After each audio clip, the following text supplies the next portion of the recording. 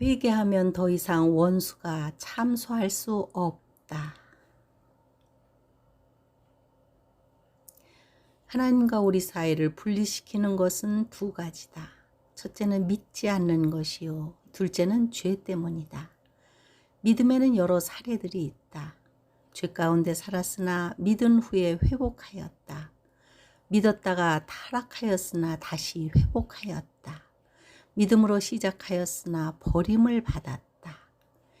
경중의 차이, 타락의 깊이는 차이가 있겠지만 신자는 1항을 거쳐 2항을 거치거나 1항을 순탄하게 살아간다. 선과 악에 대한 깊은 이해를 수반하기도 하지만 타락했다가 다시 회복하는 것도 쉽지 않은 일이다. 2항은 반전이다. 잃었던 양을 다시 찾은 기쁨이 더 크다. 잃은 양의 비유나 잃었던 드라크마를 찾은 기쁨이 더 크다. 이와 같이 죄인 한 사람이 회개하면 하늘에서는 회개할 것 없는 의인 99으로 말미암아 기뻐하는 것보다 더하리라. 탕자의 비유도 가장 아름다운 이야기다. 바리새인들은 스스로 회개할 필요가 없는 의인들이라 생각했지만 그것은 넌센스다. 왜냐하면 회개할 일 없는 죄인은 실제로 존재하지 않기 때문이다. 사탄의 존재 이유는 죄를 지은 사람들은 참소하기 위해서다. 참소하는 역할은 아직도 진행 중이다.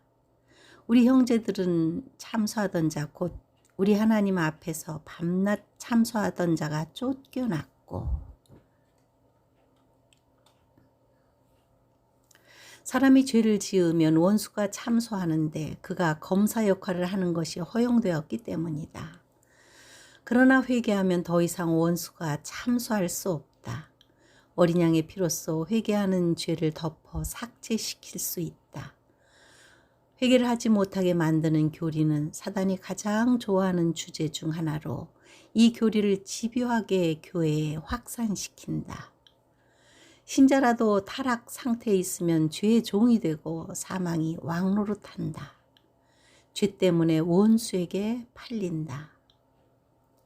만일 의인이 그의 의로움에서 돌이켜 불의를 행한다면 내가 그 앞에 장애물을 놓아 그 의인도 걸려 넘어져 죽게 할 것이다.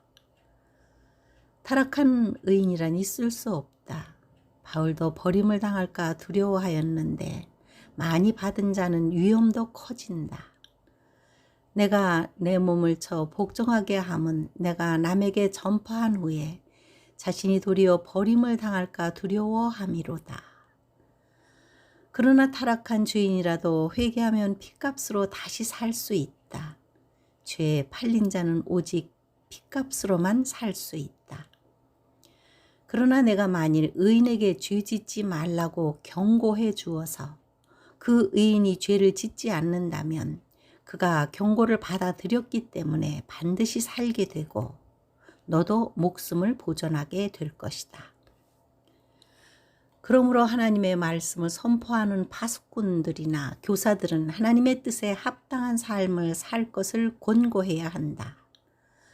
그러나 죄를 짓는 것을 보고도 경고하지 않아 그 영혼이 죽게 된다면 그 피를 그에게 찾을 것이다. 만일 내가 악한 사람에게 너를 반드시 죽을 것이다 하고 말했는데 내가 그를 깨우쳐 주지 않거나 악한 사람이 그 악한 길을 버리고 살도록 경고하는 말을 하지 않는다면 그 악한 사람은 자기의 죄 때문에 죽겠지만 나는 그의 피에 대해 네게 책임을 물을 것이다.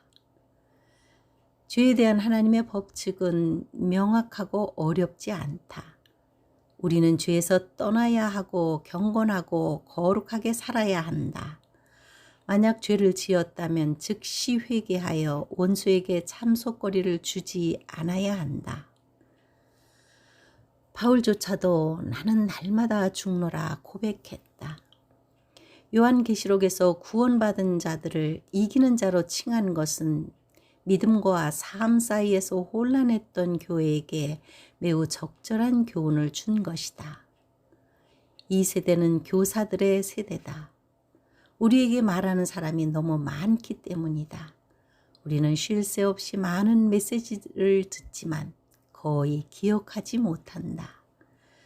내가 너에게 분부한 모든 것을 가르쳐 지키게 하라. 우리는 듣기만 하는 자가 아니라 실천하는 데 있다. 행위록에 기록된 것은 들은 것이 아니라 실천한 것들이기 때문이다. 이 세대는 하나님이 없어도 잘 살 것 같은 세대다. 헌신도 충성도 눈물도 간절함도 애통함도 회개도 안타까움도 없고 미지근함과 거짓 평안만이 가득하다. 오직 대안은 주님께서 오시는 것뿐.